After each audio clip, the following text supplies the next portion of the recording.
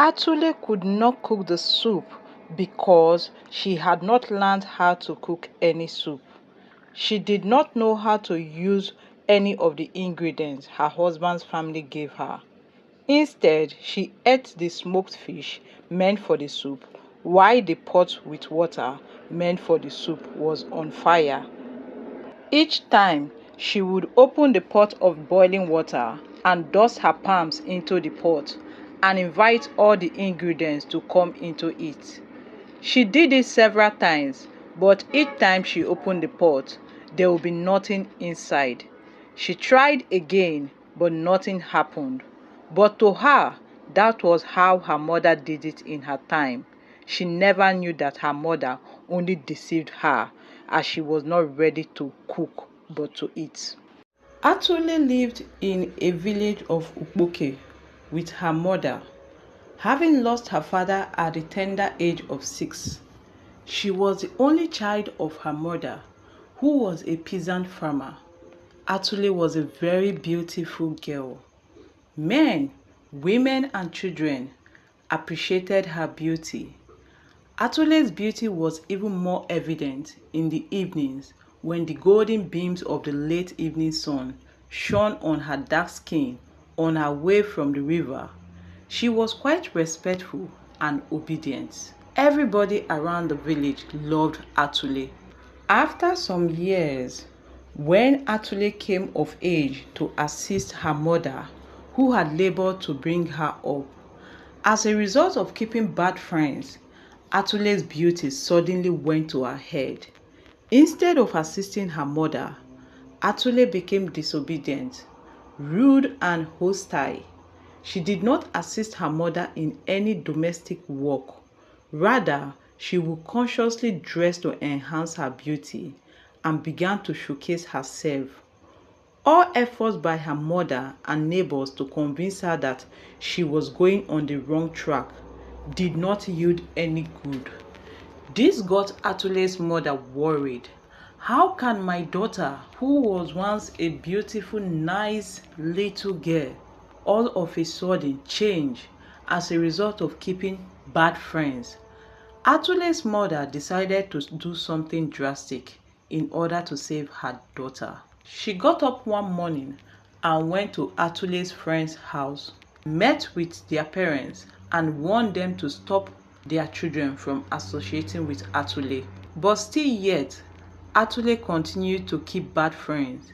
In fact, Atule stopped greeting elders. Atule noticed that she was quite beautiful because everyone admired her skin color.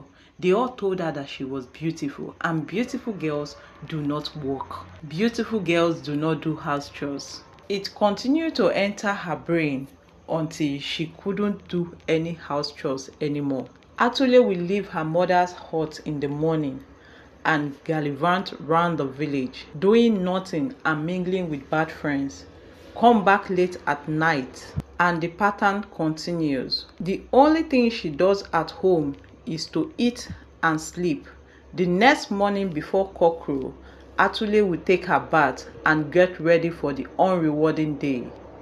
At some point, her mother could no longer bear it. She decided to punish her. Each time Atule came in when the soup was on fire, her mother would go back to the pot of the soup, even though she had already added all the ingredients that the soup required. She would dust her palms into the pot of soup and seemingly invite all the ingredients to come into the pot of soup. Meanwhile, her daughter would sit down to watch her, and from there, she thought she had learned how to cook soup, not knowing that her mother was deceiving her. One fateful day, as fate would have it, Atule's mother also died. She had no option than to go and stay with her mother's relatives. While she was there, she continued with her lifestyle. Her mother's relatives could not tolerate her, just like her mother. For that reason, Atule left for another village known as Jagbajegbo. And after a while, Atule got a new suitor. She was indeed very beautiful, and a lot of men were asking for her hand in marriage. At the end of the day, she chose a young man named Ndubisi. In the village of Jagbo Jagbo, there is a tradition. When a man marries a new wife, the woman must cook soup for the family of her husband. The soup must be cooked with vegetable leaves. It was regarded as the simplest and cheapest to cook. Unfortunately, Atle could not cook the soup because she had not learned how to cook any soup. In fact, she was shocked at the new tradition. She demanded them to go and buy the ingredients from the village market, knowing fully well that she could not differentiate any of the ingredients, which they obliged, brought all the ingredients for her, and left her all alone at the kitchen. With no one to help Atle, she began to miss her mother. "Oh, I wish my mother taught me how to cook," she thought to herself. But then she remembered watching her mother cook and decided to recreate what she saw her mother doing years ago. Atle, who did not know how to use any of the ingredients her husband's family gave her, instead she ate the smoked fish meant for the soup while the pot was on fire and left it there.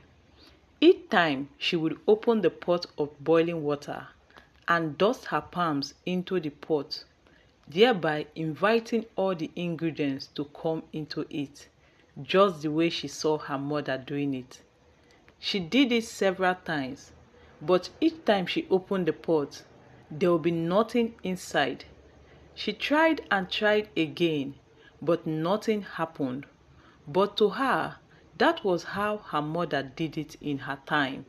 She never knew that her mother only deceived her as she was not ready to cook but to eat. Feeling frustrated about her whole effort, she sat on the kitchen floor thinking about what to do. Not long ago, some of the husband's kinsmen who had arrived for the new wife's meal started murmuring, "What is delaying the food?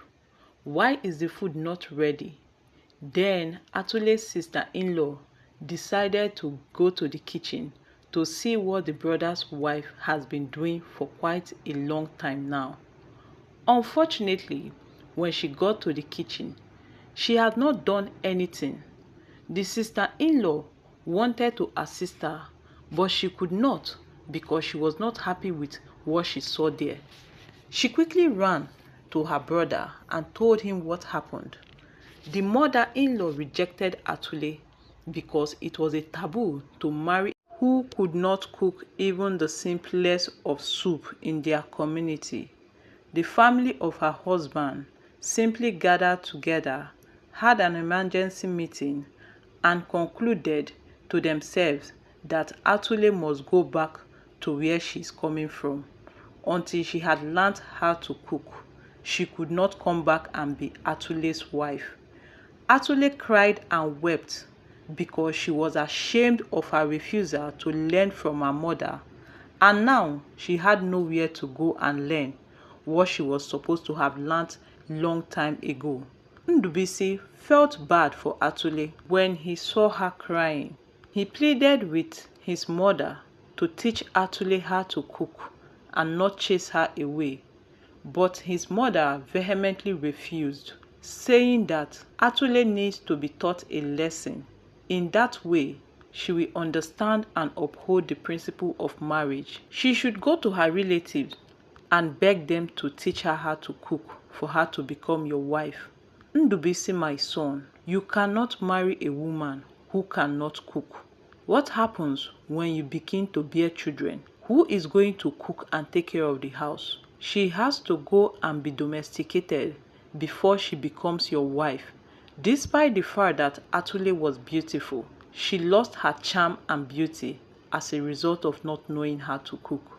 And therefore, we cannot accept her to be your wife. Ndubisi felt helpless because he couldn't do anything about it. Atle, on the other hand, full of regrets, blamed herself. She started remembering the days her mother would beg her to learn how to cook and she will refuse.